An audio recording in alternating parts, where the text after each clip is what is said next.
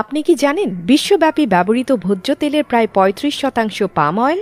রাস্তার পাশে মুখরোচক ডিপ ফ্রাইড থেকে বড় বড় হোটেল, রেস্টুরেন্ট এবং বাসাবাড়িতে আমরা বুঝে হোক বা না বুঝে হোক প্রতিদিনই পাম অয়েল খাচ্ছি।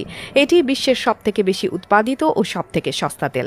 আর এই তেল রান্না থেকে শুরু করে প্রসাধনী জিনিস প্রায় সবখানেই ব্যবহৃত হচ্ছে। আপনি এখন বলতেই পারেন সস্তা জিনিস তো ভালো, কিন্তু গল্পের অন্ধকার দিক এখানেই শুরু।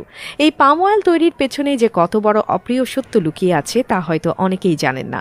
জানলে হয়তো আকাশ থেকে পড়বেন। চলুন আজ আপনাদের দেখাবো পাম অয়েল তৈরির প্রসেস এবং জানাবো কেন এই তেল স্বাস্থ্যের জন্য জঘন্য।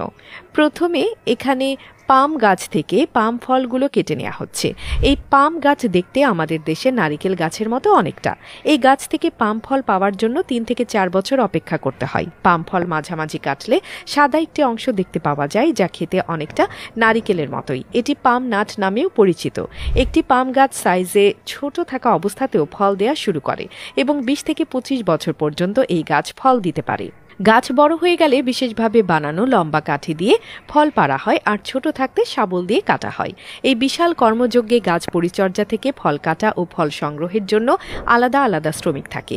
প্রতিটি পাম বাগানের শ্রমিকরা খুব কঠোর পরিশ্রম করে থাকেন। গাছ থেকে ফলগুলো কাটার পর তা মানুষ অথবা মেশিনের মাধ্যমে ট্রাকে লোড করা হয়, আর সেই ট্রাকগুলো ফ্যাক্টরির উদ্দেশ্যে যাত্রা শুরু করে দেয়। আর এখান থেকে শুরু হয় পাম অয়েল তৈরির প্রক্রিয়া।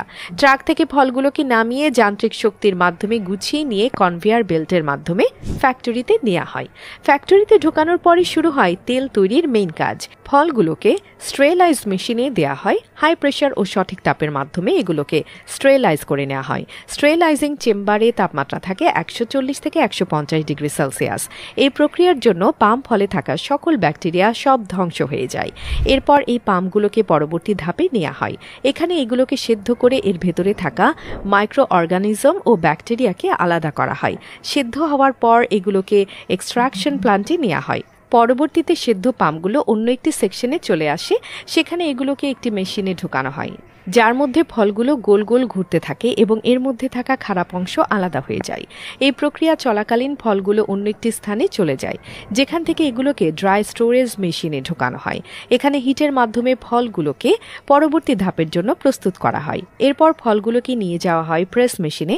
আর এই ধাপটি এই প্রক্রিয়ার সবথেকে গুরুত্বপূর্ণ ধাপ, কারণ এখানেই পাম ফলের মধ্য থেকে পাম তেল বের করা হয়। এখানে প্রেসের মাধ্যমে ফল থেকে ফাইবার বের করে নেওয়া হয়। এর পাশাপাশি অন্য অংশ থেকে তেল বের হতে শুরু করে। তেল বের হওয়ার পর এগুলোকে একটি রিসেপশন ট্যাঙ্কে রাখা হয়। ট্যাঙ্কে তেলগুলোকে দেখতে ভেজা তেলের মতো লাগে। এরপর তেলকে রাখা হয় কোল্ড স্টোরেজে। এখানে তেলগুলো